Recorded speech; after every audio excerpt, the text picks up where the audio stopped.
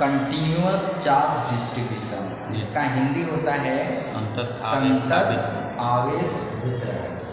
तो पहले लिख लेता हूँ, क्या है ये? संतत आवेश वितरण।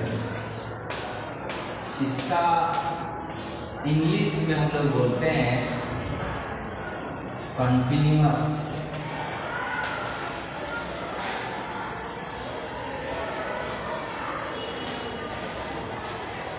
Charge distribution.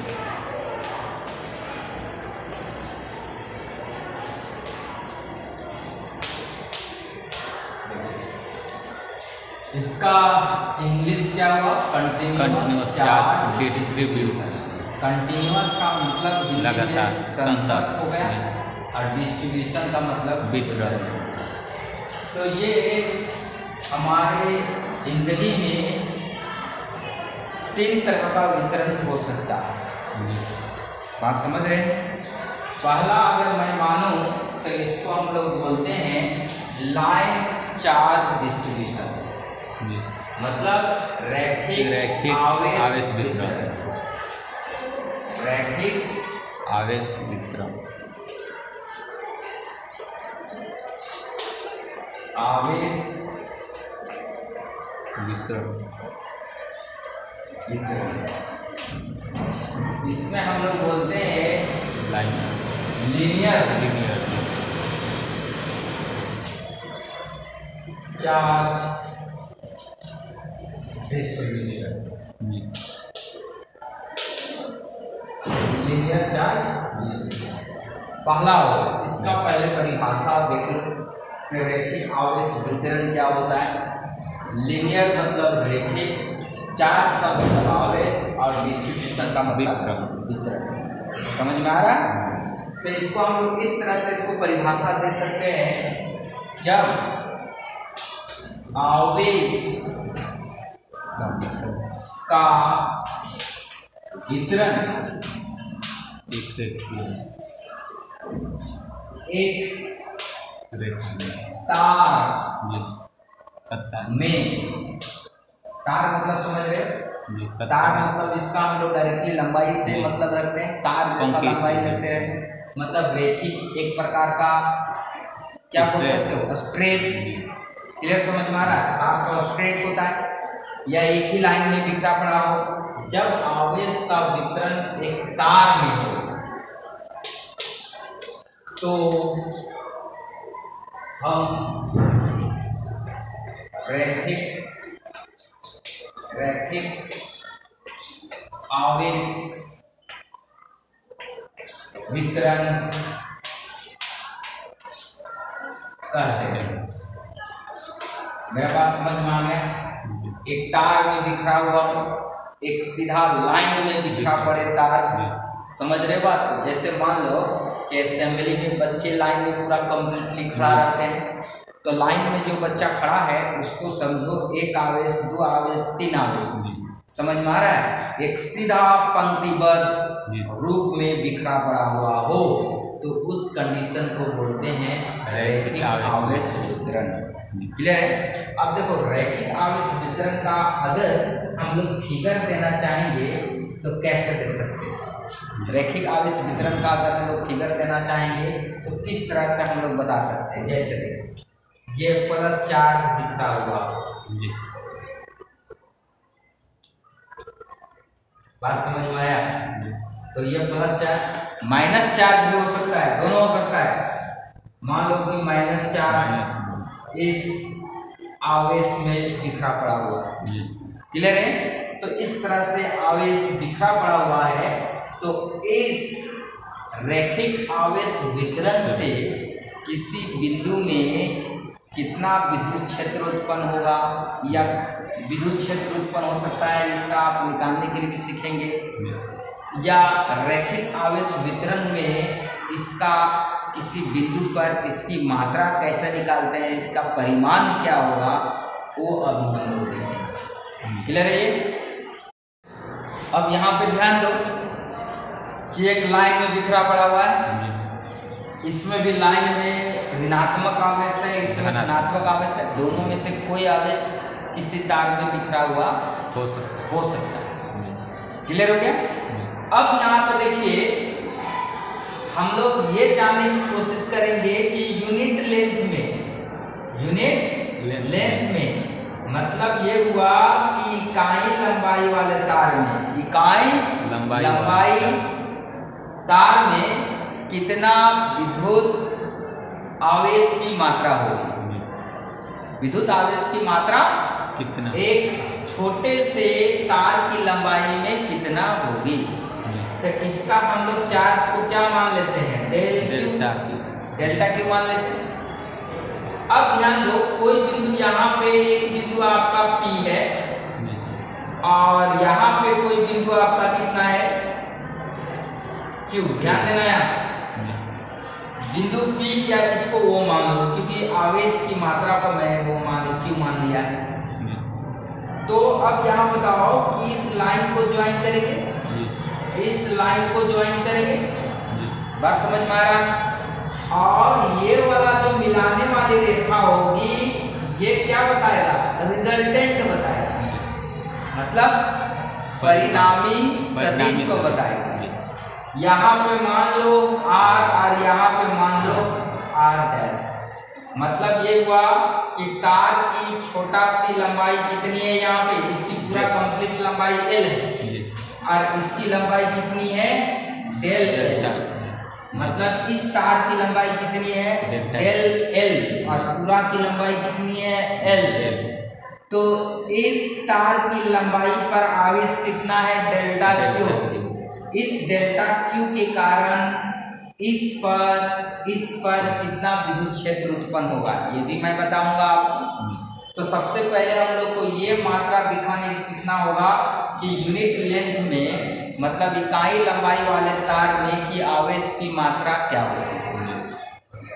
तो उसको निकालने के लिए ध्यान देना, यहाँ पे एक फॉर्मूला क्रिएट होगा, इसको बोलते हैं लीनियर चार्ज डेंसिटी। क्या बोलते हैं? Linear charge density. इसको बोलते हैं charge per unit length. Charge per unit length, बात समझ में आया? चार्ज पर यूनिट लेंथ कहने का मतलब ये हुआ कि अगर आपको इकाई लंबाई वाले तार में आवेश की मात्रा निकालना हो तो ये वाला फॉर्मूला अप्लाई करना होगा। बात समझ में आया? Lambda is equal to delta Q by delta L। अब आवेश की मात्रा निकालिए तो डेल्टा Q बराबर कितना हो जाएगा? Lambda into delta L। Clear हो गया ये? अब यहाँ पे देखेंगे कि डेल्टा Q बराबर लैम्डा इंटू डेल्टा L हो गया। डेल्टा Q बराबर, ध्यान दो, डेल्टा Q निकालेंगे क्रॉस मल्टीप्लिकेशन करके लैम्डा इंटू डेल्टा L होगा। इसको हम लोग मूल रूप से लैम्डा बोलते हैं, LAMBDA, लैम्डा। बात समझ रहे बात? तो ये देखिए, इसका मतलब ये क्या बताना चाहता है? लैम्डा क्या कहता है? लैम्डा ये बताता है कि यूनिट लेंथ में आवेश की मात्रा क्या है। बात समझ में आ रही है? तो इसको लिखेंगे इकाई लंबाई तार में आवेश की मात्रा बताता है। बात समझ में आया? कि अगर पूछेगा कि लैम्डा क्या है, इसी को हम लोग और क्या बोलते हैं? रैखिक आवेश वितरण, रैखिक आवेश वितरण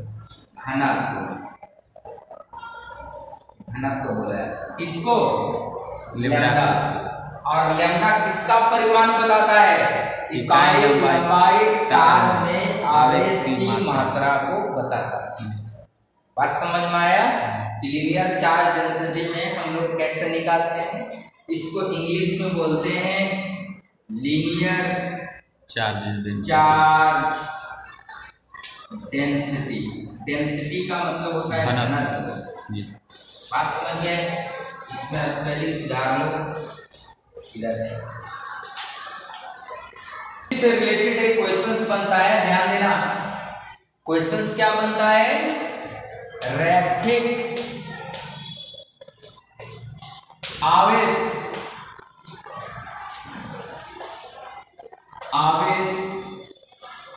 वितरण,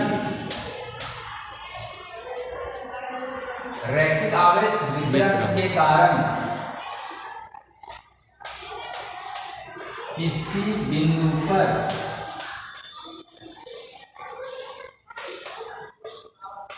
विद्युत क्षेत्र E का मान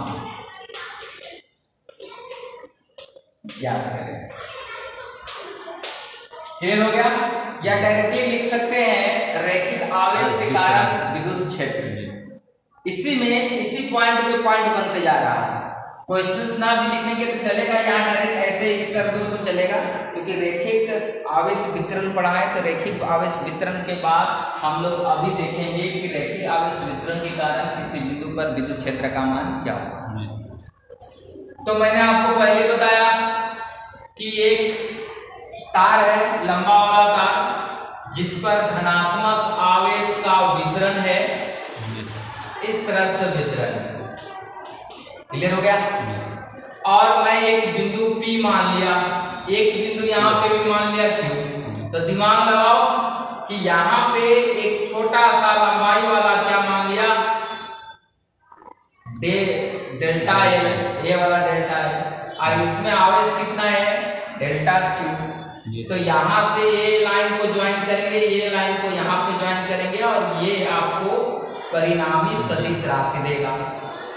dl का, डेल्टा L का दूरी P से कितना पे है, R, और डेल्टा L का दूरी O बिंदु से कितना पे है, R डैश। तो अगर मैं ये निकालना चाहूं कि विद्युत क्षेत्र, देखो विद्युत क्षेत्र, ध्यान देना, विद्युत क्षेत्र बिंदु P पर, विद्युत क्षेत्र बिंदु क्या, P पर। तो फार्मूला विद्युत क्षेत्र का आपको पता होगा, E = 1/4πε0 गुना Q बाई में क्या होगा, R का स्क्वायर। क्लियर हो गया?